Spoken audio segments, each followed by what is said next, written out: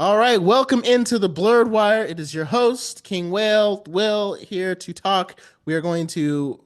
Last week, I kind of did a review of Daredevil Born Again, the last episode.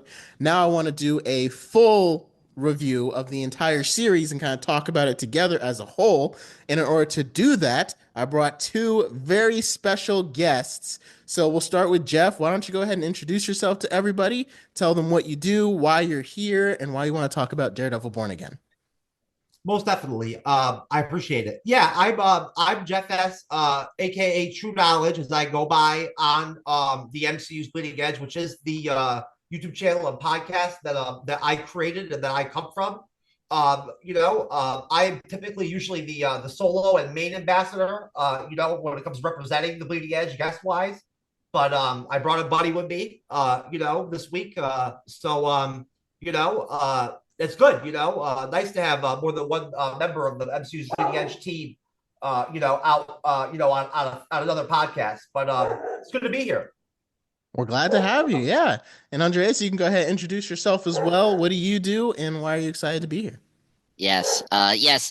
I'm Andreas Diaz, aka the Pop Culture Guy. My channel, Andreas Pop Culture Channel Presents, is pretty much me presenting all pop culture things, movie reviews, TV reviews, and all that stuff is really fun. I also do shorts and live streams with Jeff and our other host that is in the MC Bleeding as Cybernetic Start. Weekly, 2 weeks, separately. And yeah, I was very happy to discuss more of Daredevil Morgan with Jeff, season 4. I always tried to get into these guest podcasts, but it was always scheduling that always get in the way. And so I was very excited for today, just perfect time. And so yeah, I'm very excited to talk about season 4, or Born Again, whatever you want to call this. Yeah, right. Is it season 4 or is it Born Again? Yeah, yeah, right. I think you can technically call it season 4 or season 1 because people call it either one. You know what I'm saying? Yeah. It kind of feels like it might as well be, and it's very interesting because it brings up a topic that we were kind of discussing beforehand. But yeah, we'll go ahead and dive right in and talk about our thoughts on it. And to me, there was a lot to like about it, and it does feel like a return to form. But I feel like for me, the thing I noticed the most is it did feel like we had two different ideas for what Daredevil Born Again was going to be. And it feels like one idea was a fresh new take on Daredevil that was pretty much leaving everything behind. Like I think in the original, like Bullseye wasn't going to be in it, Foggy, neither was Karen.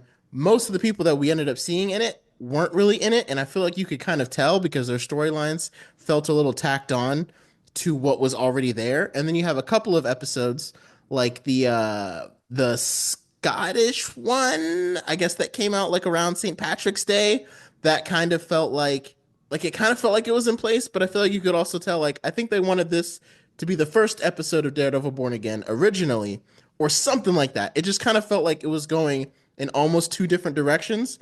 But what did you guys think overall about Daredevil Born Again, whether we're saying it's season 1 or season 4? Who do you want to go first? Jeff, go ahead. Okay, so sorry, man. We're used to have like somebody moderating, and calling names out on everything. You know what I mean? Yeah. So No worries, no worries. it becomes part. It becomes kind of what you know. So if somebody doesn't call your name, you don't talk. Yeah, it's like raise your hand in class. But anyways, yeah, I mean, I was a little bit disappointed with Daredevil Born Again.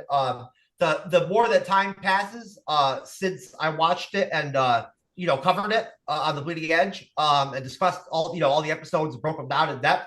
As usually goes with these television shows, of any kind of genre, I think.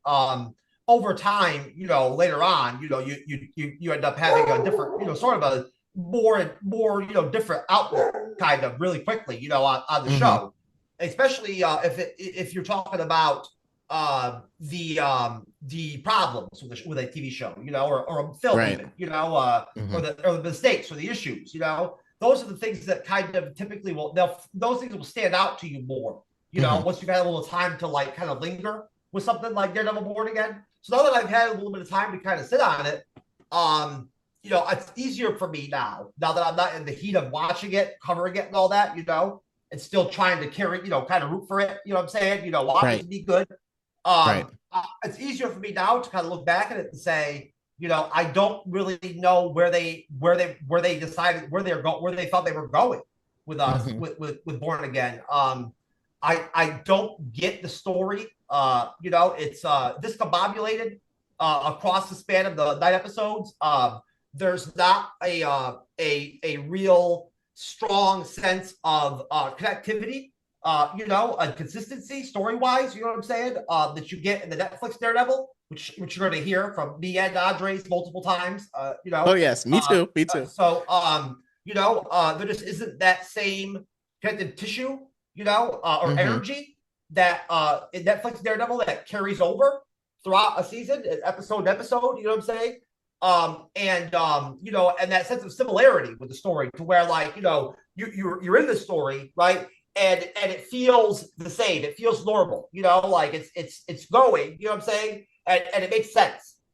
Like you get it. You see the direction. You get the directions and the terms and Where stuff that they're it going. takes. Yeah. Yeah. Yes.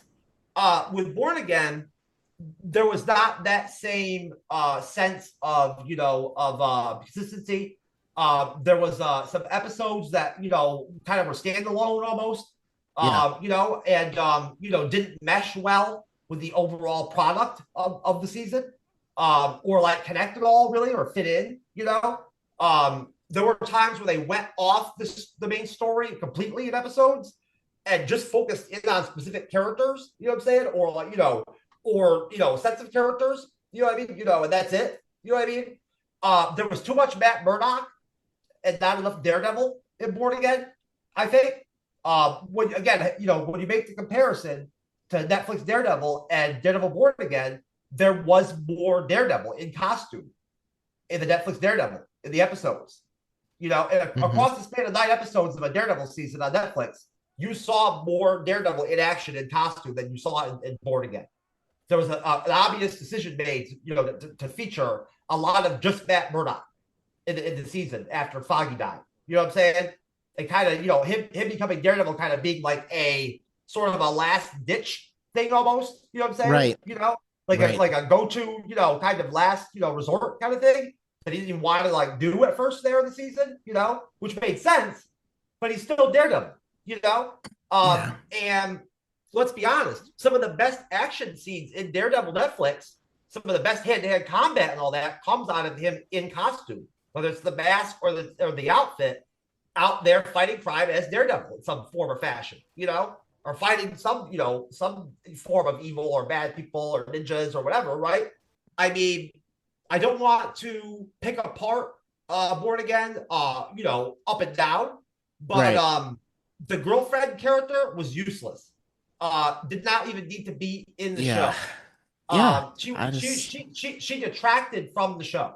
You know what I'm saying? Like I tell you right now, if you polled male and female, MCU Daredevil fans, a lot of people watch that show. You know what I'm saying? Hmm. I didn't see the ratings overall. I know that initially the first 2 episodes they actually did not do that well, to be honest with you, compared to other Marvel Disney Plus shows. They were down. But I don't. I blame that on the MCU. In general. Hmm. I don't really put that on Daredevil's back. But I think if you polled people, you'd get a unanimous, reaction from folks that would say, "Yeah, that girlfriend, nah, man, she did not. I didn't like her. You know what I'm saying? It was like, it was like a character that was made to be hated and disliked, kind of almost. You Yeah, know? just it felt like I think the main thing I can take away from Daredevil Born Again is there was a lot of unnecessary decisions. Like the girlfriend, she wasn't really necessary to the like they just added her in and we're just like, hey, here's another girlfriend for Matt Murdock. When it's like you still had all these other characters from the 3 seasons of Daredevil that you could have explored or done something with. And even the whole idea, like I guess it matches the theme of being born again because he stopped being Daredevil and then started again. But you didn't have to do that because we spent 3 or 4 episodes before he put the costume on. And this show is what established that he stopped being Daredevil. It wasn't like at the end of season 3 he decided, okay, I'm not Daredevil anymore. They decided to stop him from being Daredevil at the very beginning, and then have us work back up to it 3, 4 episodes a year later, skip ahead, so that way he can become Daredevil again. And it's like we could have just started with him as Daredevil. Like you gave us a reason for him to stop being Daredevil only for him to continue being Daredevil. Like it didn't really like it felt unnecessary. It felt like we're just taking a lot more time than we necessarily need to. Well, I guess to try to basically just put a bow on it or whatever, I just really feel like I feel like I don't know universally 100%. Like I don't know, scientifically, factually, that the Daredevil Netflix show is 100% known, like across Hmm. the board as as a really super high quality television show, but I want to believe that overall it is viewed that way. You know what I'm saying? When you look at the reviews and when you talk to other creators in the space, and talk to people who are fans of the comics or Daredevil in general, they liked the show. It was a great show. It's considered, a wonderful show that ended, Yeah. that unfortunately ended, Hmm. A lot of people didn't want it to end. It came out on Netflix, so I mean that cut down on the amount of the appeal that those Netflix Marvel shows had a chance to even have to begin with, audience wise. But I just feel like there was something there, a model that they could have simply copied, Oh yeah. and pasted into Born Again, essentially, right? They could Hmm. have brought in different creative minds, which they did, right? For some reason they had to do that instead of just bringing back the Netflix people, right? Which you imagine would not be hard to do. They'd want to come back and do Daredevil, or the Punisher folks that they brought in, right? Would want to do more Netflix Marvel, Yeah. right? Yeah. But they took them a while to make that move.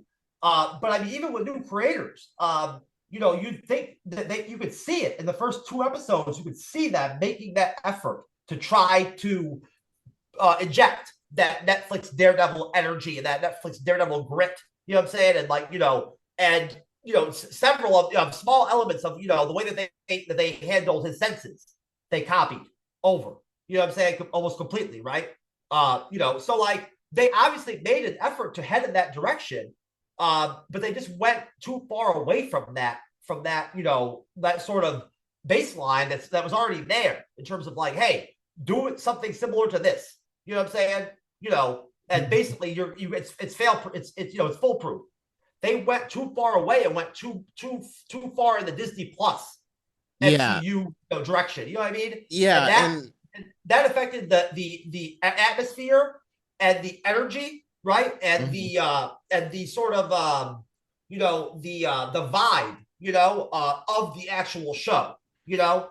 Yeah, and it kind of makes me wonder if you have any thoughts on this too, Andreas, because it's like when Disney first decided to launch Disney Plus, they had an opportunity for Netflix to either be a customer or a competitor, right? Because all the Marvel things that are being put on Netflix, Netflix is a customer. Netflix needs this Marvel stuff because people that love Marvel are now buying their Netflix subscriptions.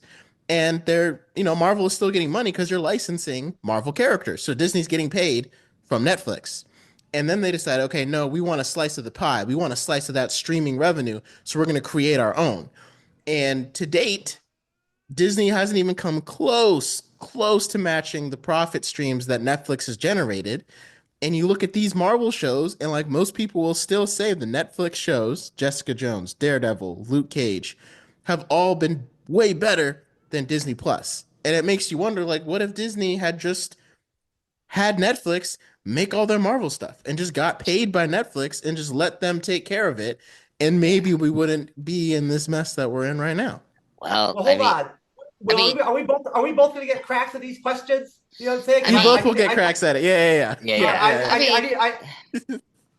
I they already. I mean, they kind of did that before this whole Disney Plus thing was. They had a good, foundation, just letting out their product to other streaming service. I mean, yeah. Hmm. let's not forget this is not the only streaming service they did. Like Hulu had the Runaways.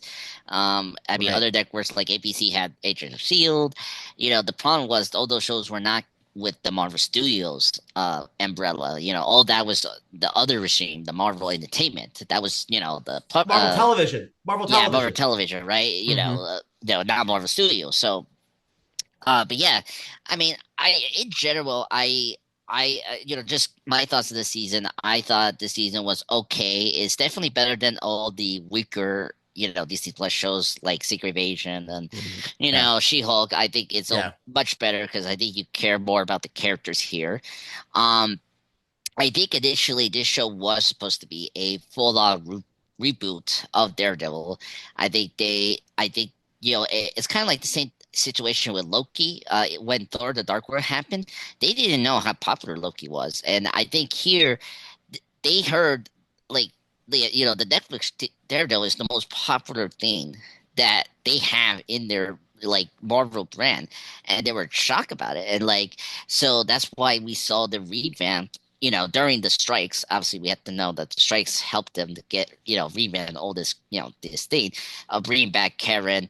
Bullseye, Foggy, and even the Punisher, and to really connect more with the Netflix show, which it could be either good or bad, but I think it's necessary because you need to understand the history that Daredevil has with Kingpin, and like at least understand the psychology and the beef that these two have for these last 10 years or so since Hmm. 2015, which is crazy. And I think you can tell from episode one, eight, nine, that is the new showrunner's vision. I think episode one, eight, and nine is definitely the best of the show because that's what they want. Like that's the show they were Bullseye, trying to. Kingpin, Karen, Yeah, Foggy. Karen. Yeah. That's what we were really wanted from two Hmm. to like yeah six or like yeah from two to six is where that was like the other people's ideas. Like that was the So like you think soft White Tiger, Muse, those were all part of was the soft reboot? the soft root boot because just the way the White Tiger storyline just like was kind of there and this we didn't drop it, but like it just completely was like It felt like non it was dropped. Like yeah drop I think it like was just dropped. Like it lasted for 2 episodes. yeah 2 episodes, but that's the same thing with the Muse. Well, like I was Right. shocked when we got to the Muse storyline. I was like, what the hell? And Will, you brought up the St. Patrick's episode, the episode five with Kamala Khan's father there.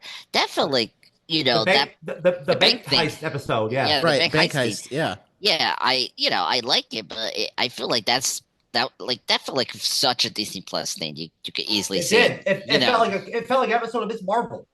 yeah, Miss Hmm. Marvel, and so And I like, thought Miss Marvel was adorable, but yeah, that's not I, really what I want in my Daredevil Born dude, Again. yeah, Miss Marvel has like a 94% Rotten Tomatoes, bro. You know what I'm saying? Yeah. And there's a reason for that. That was actually a dope series. It just was yeah, made for like a teenage audience. You know what I mean? Right. So and speaking of board again, so like, here's the thing, like. It's always a problem with these comic book characters where we're going to retread so much storylines. This is like the third time that we've seen Daredevil like being quitting on something. So let me be clear here. Season three, Daredevil didn't quit as Daredevil. He quit as Matt. As Matt, he quit his normal life to just continue on his Daredevil role. So that's why he go back to the black like the homemade suit that we like from season one, and he did quit during the Defender storyline. Like a lot of people forget about this. He quit during the between season two and the Defenders, where he was just Matt, and he was forced to get back to Daredevil because Elektra came back from the dead, Hmm. because of the hand stuff. So this was the third time that they were trying to do that, and the Born Again tile was so confusing. They just did it because it's like Spider-Man: Homecoming and the upcoming Fantastic Four first steps. It was just like a very cute, like, oh, look, we're getting back this character into our universe. Like Homecoming, is the host, the high school thing, for home, but it's also this like deeper meaning of like, oh my God, Spider-Man is coming back from Marvel, in their Right. universe. And Right. first steps is like Fantastic Four is taking their first steps into the MCU, and how important they are in the multi. Like, so I get why they were doing the Born Again tile, but that's confusing because they already did the Born Again storyline in season three. Yeah. So again, I think I feel like they just. For me personally, just maybe just change it to just Daredevil. I don't need the Born Again like tile. It's just too like cute, like under our nose. It's like, yeah, I get you getting Daredevil back in your Marvel, like the Marvel Cinematic Universe, but like it's like it was basically season four in episode one and eight and nine, because it was like if it felt connected with the storyline they were trying to do with the Foggy thing. When we got to episode eight, I remember I was like, now we're bringing foggy again with all that. And I was like, oh, okay, I see what they were trying to do. Where like from 2 to 6, or yeah, 2 to 7, right? It was like that was like all the original like Disney the first phase of the Daredevil Morgan they were trying to do, but then it was like it didn't fit, and so Yeah. yeah, it was really difficult to like really accept this new version. It was, but for a show that was trying to try to do the reshoots, it was really impressive that it like was all cohesive enough for like the Yeah, first that they season. still got a cohesive project at the end of it. Yeah, because I cannot say that with the other shows that we had. Like Secret Invasion was bad Yeah, it was a for hot that mess. six. It was a hot mess. Like as Jeff brought up before, it was like a 215 whatever like $1 billion like because they had to reshoot the whole show. But at least it had cohesion, from episode to episode as a show. It did have cohesion, it Uh, bounced from episode to episode and and ended and picked up kind of, on the same note. yeah, in Daredevil Born Again. Yeah, yeah. No, in Let's see. Secret Invasion. Really? I Yeah. disagree. I It wasn't a good show. I'm just no. saying that as far as like an episodical TV series, going from episode to episode, you know how we talk about that a lot, Yeah, when we yeah. break down shows. I feel like Secret Invasion did have connectivity, like, when an episode Well, ended and then picked up, like, the story, kept up. yeah, sort of. I mean, in the first It, three it episodes, didn't it didn't have standalone episodes during the 6 episodes like the bank that's heist episode. yeah. Actually, okay. That is, I see what you're saying. Yeah, yeah, yeah, yeah. Yeah. I meant what I was meaning for Secret Invasion. It was just like the whole series just dropped really quality wise, and like it just became like a cheap show to look at Yeah. in the like the production side of it. I was saying, where I understand where you're coming from, the many episodes. That's another thing. I it's good that Jeff you brought up the episodes. I like the 9 episodes. It's a good total to tell your story, but you don't need 9 episodes. I think you could easily tell the story either 8 or 10 like episodes. Like I feel like that's a good amount enough. I thought the pacing of the show was like okay, but it was they need improvement in the second season, which I hope. But thankfully, the new showrunner from the Punisher show is taking over, and so I think we're in good hands for the second season. That's the one thing that's great about this show over the other Yeah. ones, is like at least that See, I don't agree with you, Andres. I don't think the pacing was very good because again, there I just didn't say it was there, good. It there was was okay. there wasn't enough action overall Right. in the I agree series. with The that. 9 episodes, Yeah. Mhm. there was a dearth of action and especially hand to hand combat, which was a major strength of Netflix Daredevil. Was that really, Yeah. everybody, who watched it knew that it had the great fight choreography, the great hand to hand fighting, the hallway scene, from season one, Mhm. we didn't have enough moments like the Bullseye, entrance into episode one, there just wasn't enough of that type of action, Yeah. in the series. And like honestly, that took away from that balance, of the drama, right? With Matt Mhm. Murdock and the legal stuff and Karen and the other characters, and then the action, and the Daredevil and the Punisher, and and that kind of stuff, the Kingpin, Yeah. and and the villains and stuff. There wasn't enough of that balance. I felt like, if that I makes agree. sense, and And I I think agree. Yeah. hurt the pace. That hurt the pace of the series, and it made it again sort of disjointed, in a way, because there were episodes like the first 2 episodes where you could tell they were filmed differently, or they came out of the reshoots, Yeah. and they did not fit with the rest of the show almost, Yeah. and they stood out, and because it was like, okay, this looks like Daredevil, you know what I mean? But then it sort of went in that Disney Plus direction again, and I feel like that really, that and the decisions they made to kill off so many characters, That was kind of Foggy, didn't have to be killed in order for Matt Murdock to be born again or whatever. It didn't have to happen. He's a great character. When you're basically reintroducing a character like Daredevil in a TV show to an audience, you want to keep your strengths with the show, not lose them.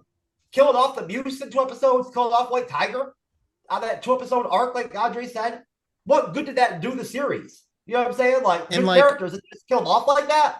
And my thought process is it kind of ties in exactly what you guys are saying, how there wasn't enough action and how it kind of felt like they just kind of moved from one storyline to another. Because in the Daredevil Netflix series, you could have multiple threads of things that were happening, but they were stretched out over episodes. So, like the Hector Ayala trial, like that could have been stretched out over like 5 episodes. And then you could have also had Muse. So, like, Daredevil is fighting Muse, and Matt Murdock is trying to help White Tiger. Stretched out over 5 episodes instead of There you two go. episodes of White Tiger and 2 episodes of Muse. And That's if, it. They could have had right, White Tiger suit up with Daredevil and fight crime a little bit or something like that. We never got to see White Tiger really in action.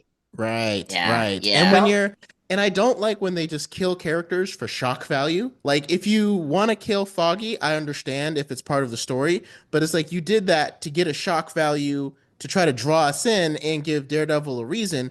Really, if Foggy was going to die, or it could have been Karen, that should have been something that happened in like episode 5 or 6. So now, because like we had a chance to get to know the character again, and then if you kill them off, now that's a gut wrenching punch. And then you can get to the climax. And that's when, Muse dies, White Tiger dies, Foggy or Carrion die, and Kingpin starts taking over the city. Now that's a climax that's building up to something. And you had a chance to get reattached to the character. And like, how cool would it have been if because in the comics, like it's weird how they used Born Again because like season 3 of Daredevil already touched on a lot of themes from the comic run of Born Again, where where Bullseye kills Karen in the church. Like all of that is in, except he doesn't actually kill her. They changed that in season 3 of Daredevil. But like they used a lot of themes from that comic run of Daredevil Born Again. And I had just finished Punisher when I was watching into this, so I'm like, how much better of a storyline is if, 4 or 5 episodes in, after we get a chance to reintroduce and get close to Karen again, she gets killed by Bullseye, and now Punisher, who was extremely close to Karen, is gonna want to kill Bullseye. So then we could get a three-way fight between Punisher, Daredevil, and Bullseye. And Daredevil's like, I'm trying to keep Punisher from killing Bullseye, but also Bullseye just killed one of my best friends, and should I just let him just kill him? It's like they had so many things that they could have done if they maybe just went with the original Netflix showrunners, or instead of like I felt like they were trying to be episodic with it, but also not like yeah. it felt like they wanted to be episodic, but it ended up looking more like abandoning storylines, which is the best way I can put it. well, yeah, there were a lot of like there were a lot of small plot lines and small little things that they added and started during Born Again, like Mm-hmm. the therapy sessions with the fists. Yeah. Never really went And anywhere. You know what I anywhere, mean? yeah.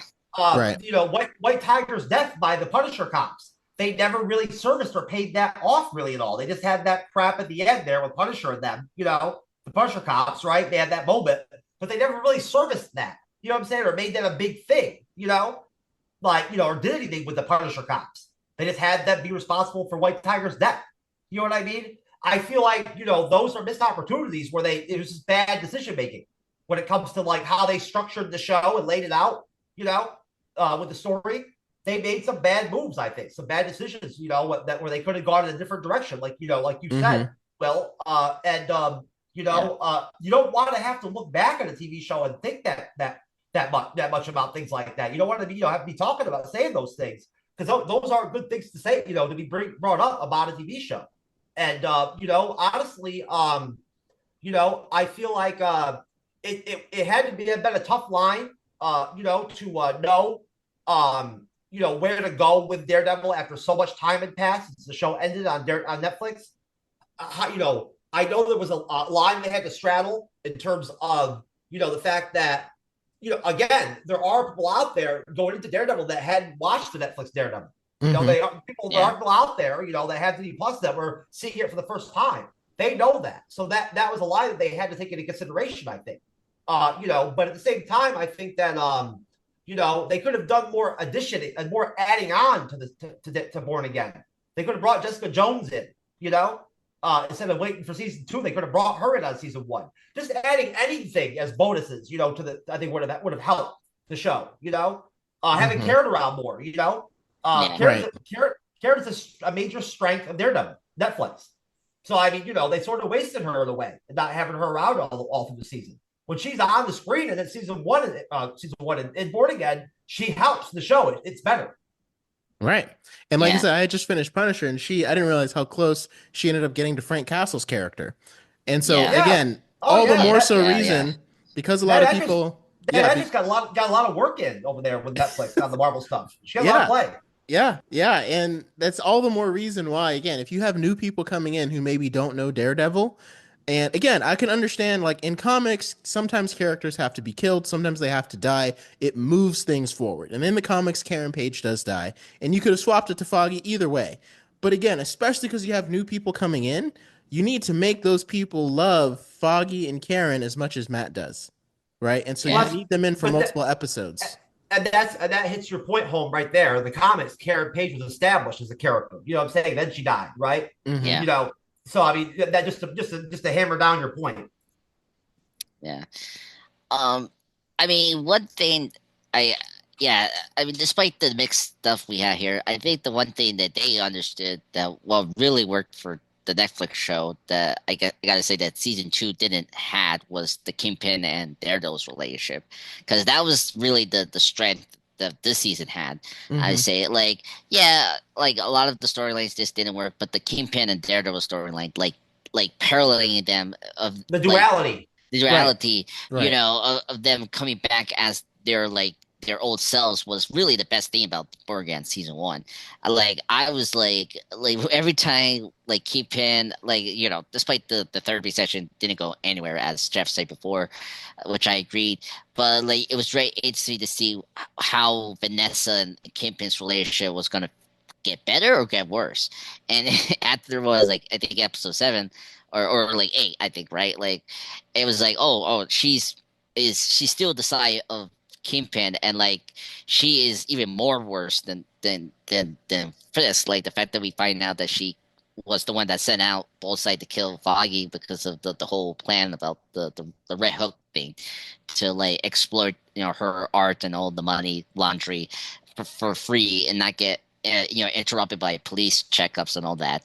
And that was really interesting. And then you look at Daredevil having to struggle to not go back to as Daredevil, and then of course when he gets back to it, you see how it affected Heather's relationship. Despite we don't like the character, I mean she is definitely the weakest love interest, but it was always Yeah. funny to see the relationship deteriorate. And like it was like that was really the good stuff for this season. I felt like that really worked. And I mean, again, that diner scene with Fisk and Matt was the best highlight of the season. So I just thought Right. they still had their chemistry, and the writing there with those two just was still on point as the Netflix show. So that aspect of this show with the Daredevil and Kingpin parallels and the duality was like really the highlight for me in this season that I think really works, and hopefully that will continue on season two, which is good. I think Yeah. that was the part they were successful enough to carry on Hmm. because that was the strength from season one and three. And I'm really excited the fact that we get Bullseye into that mix to even elevate that even more in season two, you know? Yeah, because Bullseye is one of my favorite. Like, I loved season three because Wilson's Bethel's performance as Bullseye, I thought was Yeah, not to very be good. not to be um too punny, Pun. but he nailed it. He hit the bullseye. I mean, The he Bullseye. just that's what he did. So and again, we're not saying it was a bad show necessarily because there are some storylines that are just so bad that you just toss those out. Like Secret Invasion, just toss that out. She-Hulk, Yeah, you just toss that out, right? To me, it's just the way they structured it when it should have been kind of stretched out and it felt like they just kind of moved from one beat to the next and it felt yeah, very uncomfortable for us to be able to sit in and see everything that's happening all at once. And I think that's just all we're really getting across here because obviously Vincent D'Onofrio still crushed it as Kingpin. And now we're going to really see what happens when the city's going crazy. And I heard that it was always supposed to be like 18 episodes and they wanted to do like a part one and a part two. yeah. And so this will be kind of Part one. Yeah, yeah, yeah. So I guess they'll bring in a lot of the defenders in part two, I'm guessing, because he's like, I need an army, when he was on the docks with Karen. yeah. Um, so yeah, we'll see how it goes, but it's like at this point, but again, like based upon the way the story went, it's like, did you need White Tiger and Muse in the story? Like if you take Muse out, what changes? Really Anything? nothing. Anything at Nothing. all? Yeah, and I'm like, if that's what happens in your story, that's not really a good character to add, But in my again, that's opinion. that just lays right in the category of where with Muse it just as a character, even villains just like heroes as characters, they need to be given the space and the time Hmm. to establish themselves, you know what I'm saying, to where they have the kind of real full impact or value, you know what I mean, on a show that they can have, you know what I'm saying. They did not use Muse enough. They barely used him. You know what I mean? Hmm. Like, he's Yeah. supposed to be this major villain, right? One of the aspects of the MCU and going into these Disney Plus shows in the year 2025, right, is that with the interwebs and all that shit, right, and YouTube, pumping all the time, with different creators talking about these shows and Marvel and all that, and the buzz, the water cooler buzz and all that. The whole hype, us getting hyped for Daredevil, born again. Part of that was Muse, that they threw Muse's name out there in all the press, releases and all the information, all the trailers and all that. They made Muse this big deal, and then they barely even did anything with him. And he was Yeah. a he was a very interesting character, you know. Uh, I mean, and then they didn't even kill him off well. They let Heather kill him. Like, Yeah. nah, man. You know what I'm saying? Seriously. Again, it's just a waste. John Yeah. Bernthal's Punisher is excellent. I thought they were going to do 3 episodes with him in Born Again. Every time he's on screen with Daredevil, just like with Kingpin, the chemistry between Bernthal and Charlie Murphy is like off the screen. You Oh know, yeah. like again, I mean, just like in the comics, having team ups is an integral aspect of the superhero genre. You know, uh, whether it's the Defenders or whether it's simply just Punisher and Daredevil, right? Team ups are a big deal. They really, they make it better. They make the comics better. They make the shows better. So I could have done with more Punisher. Why not? All they're gonna do with it is give him a TV special that's not gonna be an hour long. You know what I mean? Yeah. And that What's it gonna special. hurt? Yeah. Yeah. And as far as them bringing the Defenders back for Daredevil season 2 on Disney Plus, Daredevil season 5 overall, that's a tough one because honestly, there's been the rumors that we all know of that they were going to bring back Luke Cage or at least bring back Christian Ritter, to the MCU.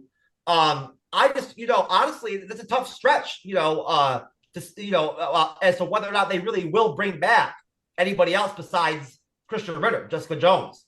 You know, I love Luke Cage, but I mean, honestly, I just don't know. I think Marvel's being careful about introducing characters at this point. Hmm. Oh yeah.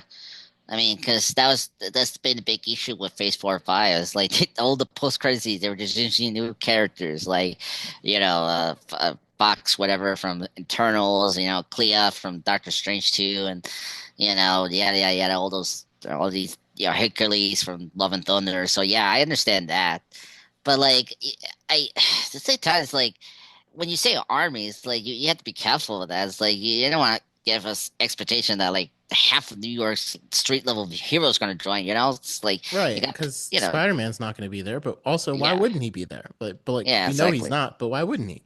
Is But contract and budget constraints. right. exactly. Right. Like we know, but it's like again in the story, in the universe, there are no budget constraints for a superhero to show up and help save the day if he lives in New York, right? And so those are the kind of things that's like it's hard to like really fathom how exactly that's gonna If go. if if So Marvel if Marvel still owned that IP, you'd have Spider-Man in Daredevil oh season yeah. 2. Oh Yeah. yeah, Yeah. definitely, definitely. So, do you guys have any closing thoughts to kind of wrap up our review of Daredevil Born Again? I know it seems like a. Why don't we each give it a score? So, like, out of 10, I'm probably leaning on like a 6.5, almost a 7. That way, to kind of understand where we fit. Because, again, I don't think the show was a total waste. I think it had some good storylines. It just wasn't really organized or structured properly. So, I'm going to go with like, I'll say a 7. I'm going to give it a 7 out of 10. Yeah, I think for me because one of our guests say that before in the season finale. I think I give it 8 out of 10 because I thought Yeah. it was better than the other Disney Plus shows. For a show that got revamped, it was at least cohesive enough, and at least the performances were top notch from Charlie Cox and Vincent D'Onofrio. And there were moments that like it was really shocking. Like, I mean, the season finale where Kingpin crushed the commissioner's Yeah. head like I that. was It like, are was we watching Invincible right now? Like, what's yeah, happening? That was visible oh. or the boys. Like I was like I was like, oh, okay, we're back to Netflix level. I was like, yes, we're back in love, with that. Yeah, 8 out of 10 for the whole like for the show because they like gave us the Daredevil Kingpin relationship. That was like the best thing about the season, and they knew that that was the thing people liked about the original show, and they delivered that at least. It was just the other stuff around it. It was like kind of like, I didn't care about that. I did not care about the new characters that we had here. They were so underdeveloped. Like I can take it and leave it to not see them again. And season two, we'll see. Because it was funny when Carrie came back in episode 9. It was like, and to see her. Frank and Daredevil together as the triad, it was like so much better than what we were getting from like Matt's like crew of like Cherry and Kristen. It was like it just never like went to the level that we loved about the original Netflix characters of like Karen, Frank, and Mhm. Foggy. Just they had such a par like for each other as like at these characters, and it just worked. So where these new characters was like bleh, down like Yeah. downgrade. So yeah, 8 out of 10 for me. I mean I tell people like go watch it. It's good. It's at least entertaining. At least we got Daredevil now in MCU, which is good. Like I really want to see Miss Marvel crossing over Daredevil. Like that was like I was like, oh my God, he's now friends with Miss Marvel's family. That is so cool. Hmm. And yeah, you know, I hope that we see Charlie Cox soon in the movies. I really Yeah. want to see the Spider-Man, Daredevil team up because that was how I met Daredevil. It was because of the team up he had in the '90s cartoon show. Yeah. So, fingers crossed, hopefully. But yeah, yeah, that's where I'm at with the show. How about you, Jeff? You got a score you could give it? Yeah, I think probably like I don't know, maybe a 6 or something like that. I'm not really good at rating whole like seasons and stuff like that. Hmm. I'm not personally a big fan of trying to slap down a 1 to 10 rating on a whole season. It's tough. But I guess I'd give it a 6 probably. I mean, it wasn't a bad TV show. Hmm. It had good things going for it, right? And I think that it probably just had higher expectations set for it based off of what had already been done with Netflix Daredevil. That they just unfortunately they did not come close to beating with Born Again. Now they can regain that. They can bounce back with season two. If they want to. I'm sure they're very aware and they've heard from the streets, like what people's faults and issues were with Born Again. I'm sure that's worked its way up the pipeline to Marvel by now. They know, that there are people that had problems with it, right? So I'm sure that they'll probably try to change some things, make some fixes, to do some stuff coming off season one to try to go in a different direction, maybe, while still retain, some of that, the same stuff that they had going on in season one. But overall, I mean, I just was a little bit disappointed overall with the show. I thought it could have been better. Yeah, I think that's just like we feel like it could have been better. Like not like it can't had to be canceled, but like She-Hulk and Secret Invasion, it's hard for me to look at like how it could have been better other than firing everybody that wrote it and hiring new people. But here it feels like we can watch it and see how it could have been just done a little bit better. So thank you guys for joining the Blurred Wire, and thank you again for joining me, Jeff and Andreas. This was awesome having you guys here, being able to talk about it, and I hope we will be able to do it again really, really soon because there's a movie coming out in a couple of weeks. I think it's called Lightning Bolts or Thunderbolts. Thunderbolts. Right, right. So maybe we'll get back together and talk about that. Yeah. You need to get on the MCU's Bleeding Edge, sir. Get on the guest panel with us Oh yes, before yes, we gotta do that too. before Hmm. Thunderbolts. You gotta sign up for a show on one of the series that we're covering right now. Okay, Yeah. yeah, we'll make that happen. Yeah. So yeah, thank you guys so much for listening, and we will catch you next time on The Blurred Wire.